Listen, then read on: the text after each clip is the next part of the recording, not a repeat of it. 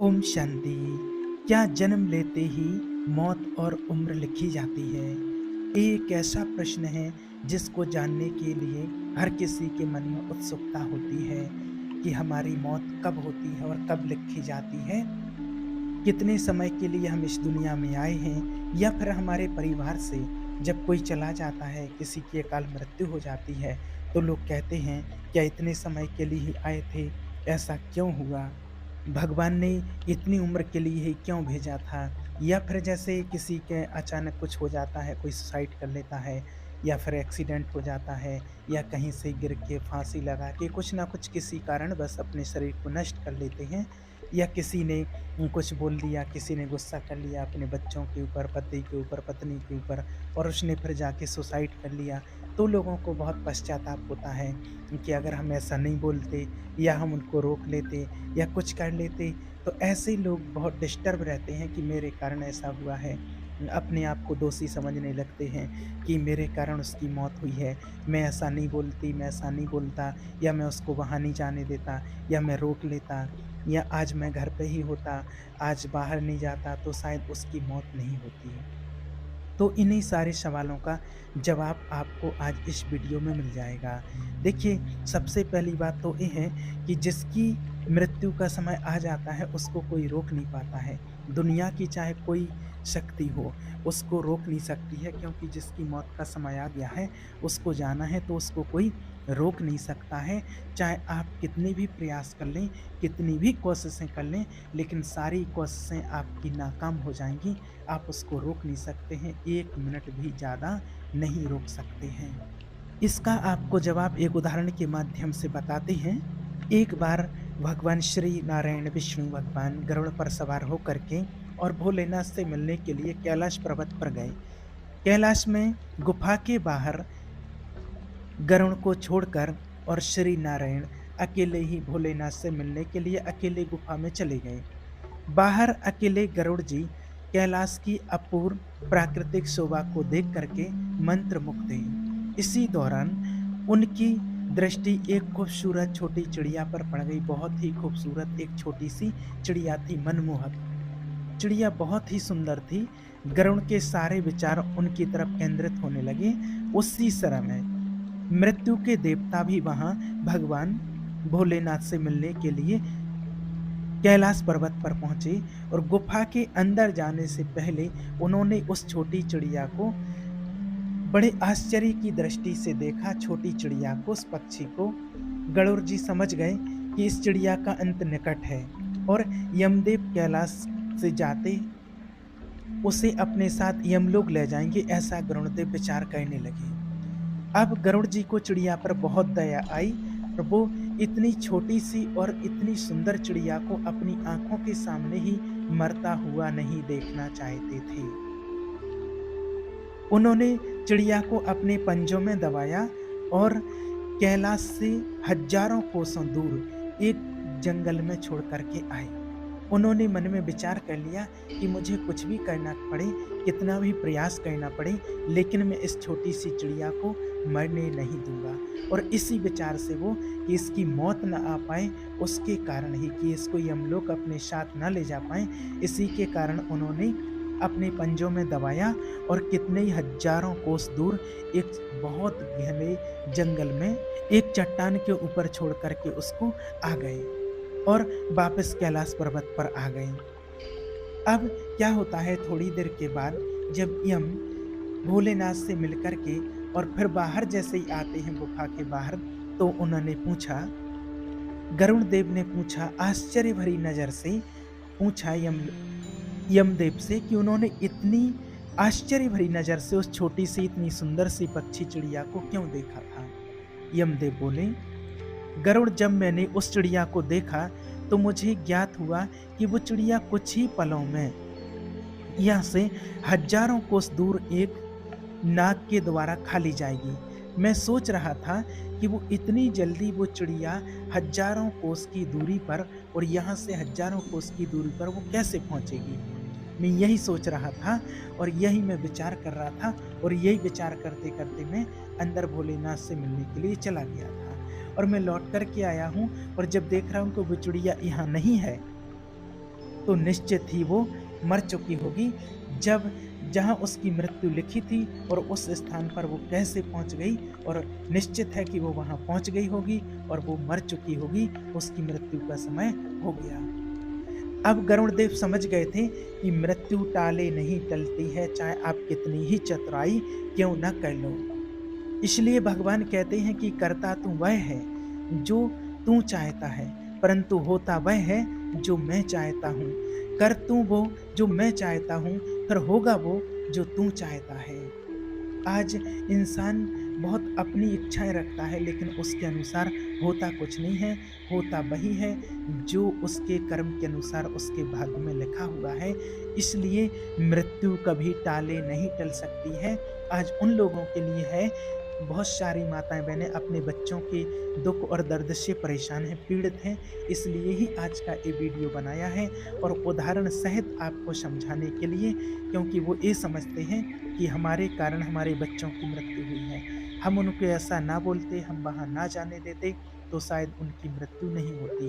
तो आज स्पष्ट आप सुन लीजिए, समझ लीजिए कि मृत्यु का समय एकदम निश्चित होता है, और जिस स्थान पर जिस समय उसकी मृत्यु होनी होती है, उस प्रकार किसी न किसी प्रकार से वो व्यक्ति वहाँ पर पहुँच जाता है, अपने निश्चित समय पर पहुँच जाता है, और पहुँच नहीं पाता है तो किसी न किसी के द्वारा वो पहुँचाया जाता है। जिस प्रकार से वो चिड़िया के लिए आपने देखा कि उसमें इतनी सामर्थ्य नहीं थी कि वो कुछ ही पलों में और हजारों कोस दूर उस जंगल में उस चट्टान पर पहुंच सके, जहां पर एक नाग बैठा है उसको खाने के लिए। तो वो इतने हजारों कोस चिड़िया में सामर्थ्य नहीं थी कि वो इतनी जल्दी पहुंच जाती। उड़ते उड़ते उसको कितना समय लग जाता, कितने दिन महीने बीत जाते। लेकिन गरुड़ देव के लिए तो कुछ भी समय नहीं लगता था, और गरुड़ देव ने वहां पहुंचा दिया। किया भला, उन्होंने तो यही चाहा कि इसकी मृत्यु ना हो जाए, लेकिन उसकी मृत्यु थी। इसलिए जो होना होता है, इसी के लिए कहा जाता है विधि का विधान, कि वो टाले नहीं टलता है। इसलिए आप परेशान ना हो, आप रो ना कि इस बात को लेकर के दुखी होकर के कि हमारे बच्चों की मृत्यु हो गई है। और मृत्यु का समय निश्चित होता है, कितने समय के लिए आपको कहाँ रहना है, किस व्यक्ति के पास रहना है, कितने समय पर माता पिता के पास में रहना है, कितने समय पर पत्नी के साथ में रहना है, पति को कितने समय तक पत्नी को पति के साथ में रहना, और अपने बच्चों के साथ में रहना, ये सब कुछ बिल्कुल निश्चित होता है और बिल्कुल फिक्स होता है। इसको कोई टाल नहीं सकता है, और ना ही कभी टलता है। इसलिए जहाँ मृत्यु लिखी है और जिस समय मृत्यु लिखी है, उस समय वो व्यक्ति वहाँ पहुँच जाता है, उसी स्थान पर निश्चित समय पर किसी ना किसी प्रकार से पहुँच जाता है। अब जो लोग कहते हैं कि कम आयु में ही चले गए, अकाल मृत्यु हो गई, तो अकाल मृत्यु नहीं होती है। उनके हिसाब किताब जो था कर्मों के अनुसार आपके साथ इतने ही दिन का था। किसी का 1 साल, 2 साल, 5 साल, 10 साल, 20 साल, 50, 100, जिसका जितना होगा उतने समय तक ही वो व्यक्ति आपके साथ में रहेगा। इसलिए आप चिंतित ना हो, और आपके चिंता करने से ना तो किसी की मृत्यु हो सकती है और ना किसी की जान बच सकती है। वो मृत्यु टाले नहीं टल सकती है। जो होना है उसको कोई रोक नहीं पाया है आज तक। इसलिए जन्म लेने के साथ ही व्यक्ति की मृत्यु का समय तय हो जाता है। मौत से हर कोई डरता है, लेकिन मौत का अनुभव व्यक्ति को जीवन की सच्चाई बता जाता है। लोगों को यह जानने की जिज्ञासा कम नहीं होती कि आखिर मृत्यु के बाद फिर क्या होता है, कहाँ चले जाते हैं। ऐसे लोग भी हुए हैं जिन्हें मृत्यु का कितने लोगों को पहले से भी आभास हो गया, आभास हो जाता है।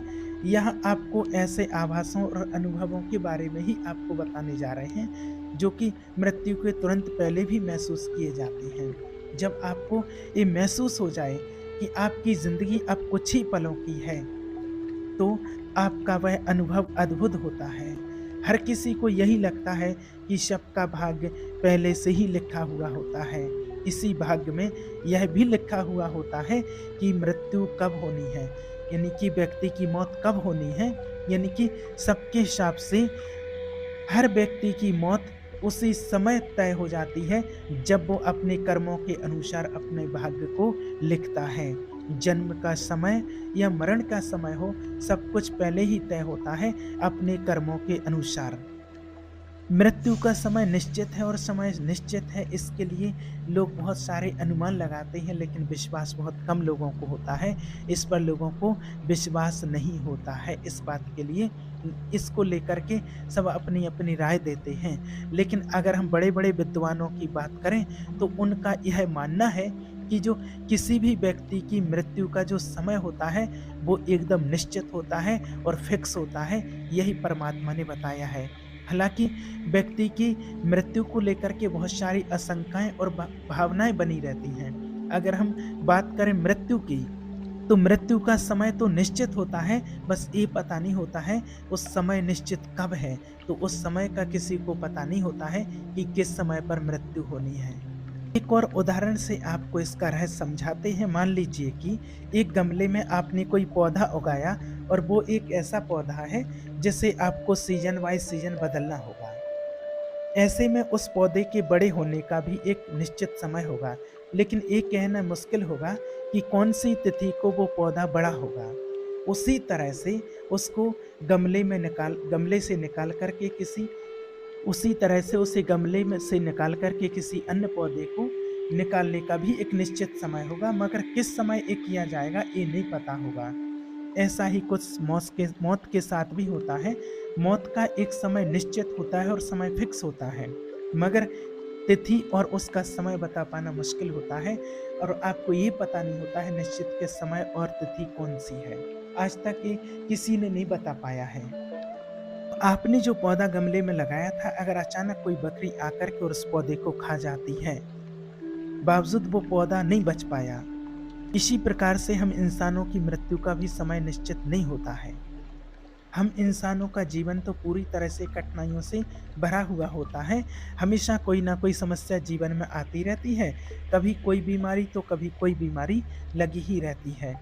अगर कभी व्यक्ति को ठीक तरह से इलाज नहीं मिल पाया, तो भी उसकी मृत्यु हो जाती है।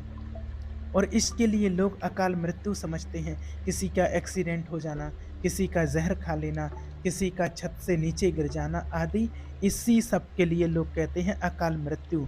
इसमें कहते हैं कि व्यक्ति के मरने का समय निश्चित नहीं होता है, लेकिन वास्तव में आपको बता दें कि कोई भी ये अकाल मृत्यु नहीं होती है। सिर्फ़ ये हमें कहने के लिए अकाल मृत्यु होती है, बल्कि उस आत्मा की जो छत से गिरा है या जिसने फांसी लगाई है, जिसने ज़हर खाया है, जिसका एक्सीडेंट हुआ है, उसकी मौत इसी तरह से लिखी गई थी कि इस तरीके से आपकी मौत होगी।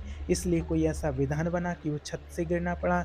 इसलिए ऐसा कोई अपने आप में ऐसे संकल्प बन गए, किसी ने अपने पूर्व जन्म में कोई ऐसा पाप किया था, किसी ने आपकी वजह से फांसी लगाई थी, किसी ने आपके कारण से परेशान होकर के ज़हर खाया था, किसी ने आपके कारण सुसाइड किया था, आपके भय के कारण, आपके डर के कारण, या आपने किसी से कुछ ऐसा बोला था जिसके कारण वो सहन नहीं कर पाए और वो छत से गिर गया था, ज़हर खाया था। किसी न किसी प्रकार से आपके कारण सामने वाले ने अपने शरीर को नष्ट किया था और उसकी मौत हो गई थी, तो ठीक वैसे ही आपकी इस टाइम पर मृत्यु होगी, जैसे कि आपने उस टाइम पर उस व्यक्ति के लिए जो दिया था, जैसा किया था और उसने अपने शरीर को नष्ट किया था, तो वो समय था और अब आपकी भी मृत्यु का समय है और ये समय निश्चित होता है और ये किसी को पता नहीं होता है कि कब क्या किसको हो जाए। इसीलिए कहते हैं कि अकाल मृत्यु, लेकिन अकाल मृत्यु कोई होती नहीं है। वो तो व्यक्ति जब समझ में नहीं आता, तो बस भगवान के ऊपर कुछ भी बोलने लगते हैं। कुंडली जब लोग बनाते हैं तो उसमें ये लिखा होता है कि आपको किस टाइम पर किस चीज़ से सावधान रहना है, लेकिन उसमें मौत के बारे में एकदम फिक्स कुछ नहीं लिखा हुआ होता है कि कब मृत्यु होगी। अक्सर हम देखते हैं कि लोगों की अचानक कहीं भी मृत्यु हो जाती है, तो लोग यही कहते हैं कि वो तो अकाल मृत्यु हो गई है, कम उम्र में चले गए हैं और वो आत्मा अब भटकती रहेगी।